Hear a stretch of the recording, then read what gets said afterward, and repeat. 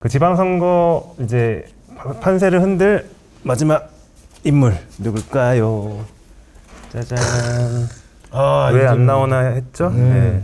최근에 이제 SNS 폭주하고 있는 이재명 대통령. 네. 부동산 관련해서 지난 명절에도 그 정치권에서 가장 핫한 인물이었는데 이게 어쨌든 다주택자인 이제 야당 대표, 장 대표를 겨냥하면서 이제 부동산 정책 이슈에 불쏘시개로 쓴 셈인데 약간 두 분의 공방 벌이는 거 보셨죠? 네. 어떻게 보셨어요? 그러니까 저 장동혁 대표 그 노모가 산다는 그 집을 보고 흑백으로 사진을 올리니까 좀 짠해 보이긴 하더라고. 네, 감성적으로 네. 접근하셨죠? 저렇게 허름한 집에 사나 이런 생각이 좀 들긴 하고. 근데 뭐 2022년 사진. 2022년 사진이라고 하더라고. 근데 뭐 그 노모가 사는 집까지 뭐 팔아야 되느냐 뭐 이러면서 뭐 그런 거잖아요. 영화 대사에 꼭 그렇게 다 가져야만 되겠니? 이런 거잖아요. 그렇게 감성을 좀 자극한 건데. 사랑하는 아내를 버리란 말입니다. 뭐 노무현 전 대통령의 말 거지. 같은 그런 건데. 우리 어머님은 어디로 가란 말이냐 그렇죠. 뭐 이런 네. 건데. 그리고 이재명 대통령도 바로 받았더만 그건 안 팔아도 돼요 뭐 이런 거 아니에요? 그러니까 아무튼 대통령과 야당 대표가 설 명절 연휴 기간 주고받은 공방이 뭐 나름대로 재밌었어요. 재밌었고 대통령은 대통령대로 이제 부동산 정책에 대한 의지를 결기 있게 보이려고 했던 거고 야당 대표는 다주택자 이렇게 악마화하는 게 이런 선의의 피해자가 있다라고 또 문제제기한 그렇죠. 거잖아요. 문제제기는- 잘했다고 저는 봅니다. 이런 게 정치의 묘미라고 저는 봐요.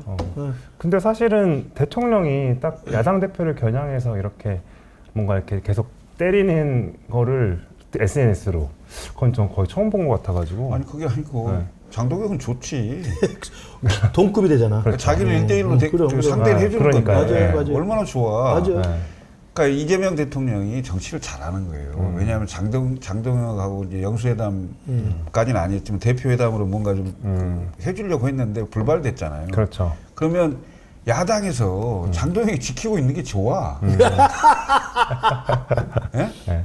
얼마나 선거하기 좋아요. 그러니까 그런 측면이 좀 있고, 그 다음에 이제 두 번째는 대통령 다움인데, 네. 정치인이 SNS로 셀럽처럼 이렇게 하는 거에 대해서 누가 뭐라 하지 않아요. 그렇지만 국정의 최고 책임자가 너무 가볍게 SNS에 자꾸 결정되지 않는, 또는 결정이 됐더라도 중앙부처에서 검증되지 않은 이런 얘기들이 자꾸 뭐가 나와버리면 국민들이 대단히 혼란스러운 상황이거든요. 맞아요. 이런 것들은 대통령 다움에서 아니다라는 생각이 들어요. 마치 트럼프처럼 하는 것 같은 느낌. 그것도 똑같아. X 쓰는 거잖아. 그래요. 트위터, 그렇죠. 옛날 예, 트위터. 예. 예? 그렇죠. 페이스북도 아니고. 그리고 한밤중에 그 대통령이 잠이 없으신가 불면증인가 왜 이렇게 아니, 한밤중에 그게- 새벽에 막 올리고 그래. 그거 보는 공무원들은 중요한 스트레스 받을 것 같아요. X는 단문밖에 못 써요. 그래요. 그렇죠. 짧게 네. 쓰잖아. 그러니까 설명이 없어. 도대체 자초지종이 없고 그냥 자기 주장만 있는 거야. 그러니까 이런 것들이 국민들에게는 별로 좋아 보이지 않는다. 그러니까 우리는 그래서 정치인이니까 페이스북은 하잖아요. 네네. 페이스북은 길게 우리 길게 쓸수 있지. 소상하게 설명드릴 수 있기 때문에 써요. 그런데 이 X라고 하는 구 트위터는 그냥 딱 올리고 요만큼밖에 못 쓰는 거예요. 140자 이내. 140자 네, 그렇잖아요. 그러니까 이제 트럼프 같은 자아가 강한 사람이 좋아하는 건데 이재명 대통령도 지금 그걸로 하는 거 아니라. 근데 저렇게 그냥 대통령이라는 최고 책임자가 똑같은 이야기를 아주 강하게 어떨 때는 감정과 분노를 섞어서 막 쓰잖아요.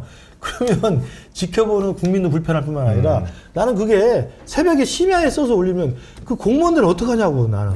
나 공무원들이 깜짝깜짝 놀랄 것 같아요.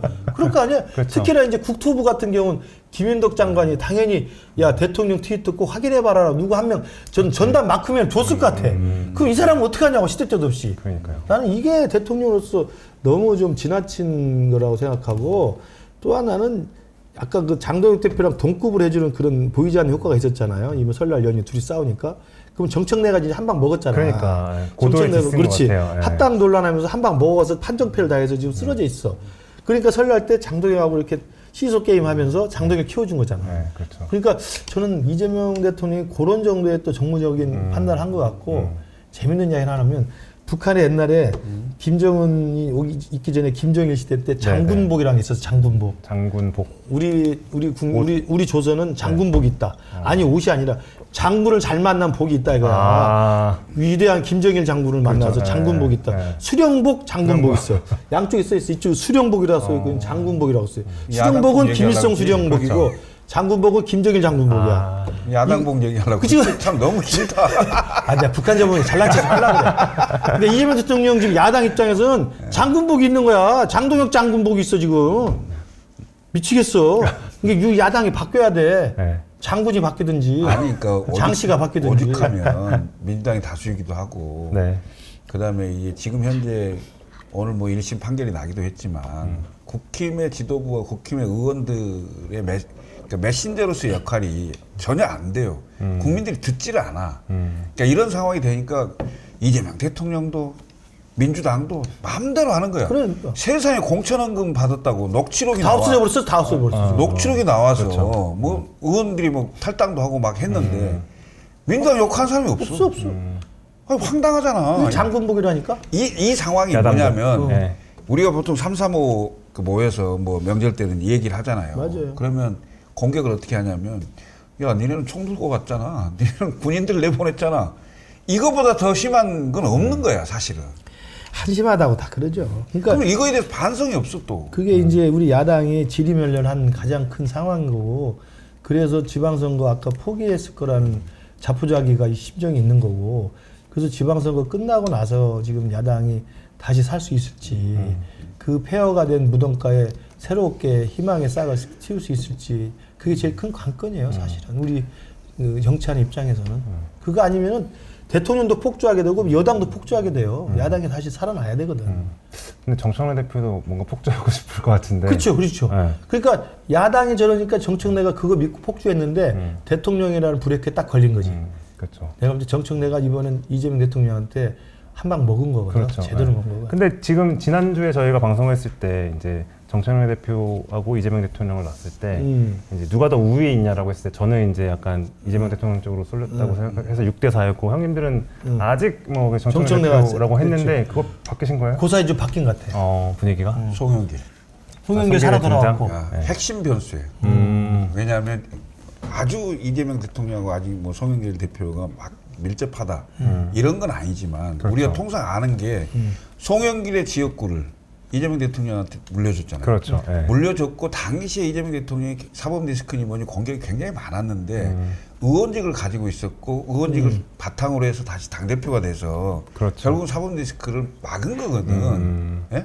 그리고 그 사이에 대통령 됐고 반대로 송영길은 그렇죠. 지역구 내주고 서울시장 떨어지고 프랑스 갔다가 있는데 공천원금. 아니, 그 돈봉투. 돈봉투 전당대회 사건. 돈봉투 네. 사건으로 검찰에 이제 무죄가 됐죠.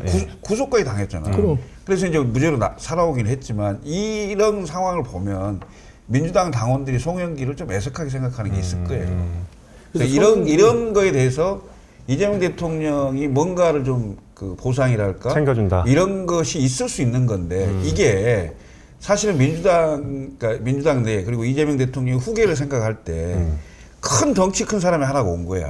그래서 지금까지는 예를 들면 뭐 정청래, 김민석, 예. 강훈식 뭐 이런 정도였다면 여기서 송영길이 끼는 거예요. 송영길이 들어오면서 가장 힘들게 된 사람이 정청래입니다. 그렇지. 사실. 그러니까 이재명하고 흐름상으로. 공동 정권을 만들라고 볼 수 있었던 송영길 대표가 살아 네. 들어왔기 때문에 네. 주요 플레이어 한 중에 한 명이 더 늘어난 거죠. 그렇지. 그러니까 그러면 그 이 김민석과 정청래의 차기 당대표 싸움이라면 여기에 송영길이라는 또 하나가 끼어서 들어왔으니까 들어왔다. 그럼 네. 정청래한테는 불리한 구도죠. 그런 면이 있는데 저는 개인적으로 이번에 돈봉투 사건 무죄 난 거 보고 이제 뭐 적법하지 않은 방식으로 증거를 뭐 했다고 네. 다 무죄 아니에요? 근데 위법, 뭐 이게 위조죠. 형사소송법상 그러니까 뭐 저는 독과점 위법, 수집, 존경을 수집 증거. 존중을 하지만 네. 어쨌든 전당대회 때 돈봉투를 나눠준 건 사실인 거잖아요. 뭐. 그런 면에서 정치적으로 다시 복권이 되는 게 과연 맞느냐. 저는 이게 죄가 드는 저는 낭만 꼰대로서도 이야기 드리면 꼰대를 할 말을 해야 되니까. 그렇게 해서 전당대회 때 어쨌든 밥값 시대부터 100만 원, 200만 원, 300만 원씩 나눠준 것이 드러났음에도 불구하고 무죄 판결 받았으니까 돌아와서 또 인천 계양이 또 나오겠다. 이렇게 하는 게 과연 정치가 발전하는 것인지 저는 또 자숙하고 좀 더 숙고의 시간을 기다리는 게 낫지 않을까라는 생각. 우리나라 사법 시스템이 너무 선진화돼 있어요. 아니, 그러니까 민주당이 오직 야당을 무시하고 멸시하면 그런 식의 행동을 하겠어.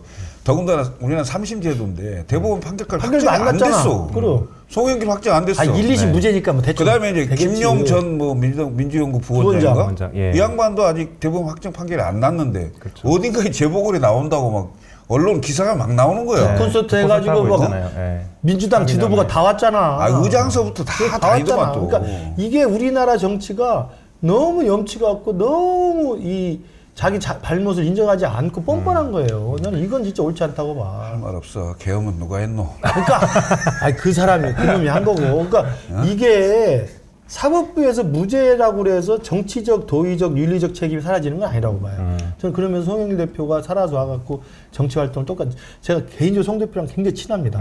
근데도 불구하고 이건 이래서는 안 된다는 생각을 꼰대로 살 수밖에 없고 그렇지만 어찌됐든 관건은 인천 계양을 간다고 그랬을 때 대통령이 그걸 김남준을 보내려고 예, 청와대 했잖아. 대변인. 김남준을 안 보내고 송영길한테 준다면 이재명, 송영길 연대가 공고해지는 거죠.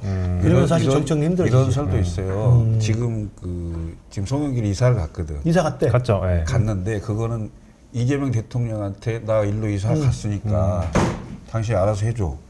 해서 나온 안이 계양을 갈 수도 있고 광산을 갈 수도 있고 광주 광산. 광주 광산. 광주 광산이 광주 광산. 민영배. 아 민영배가 통합시장으로 근데 광주시장 될지 안 될지 모르지 뭐. 거기 경선에서 이겨야 되는 가능성이 거니까. 가장 높으니까. 뭐 그런 얘기도 있어요.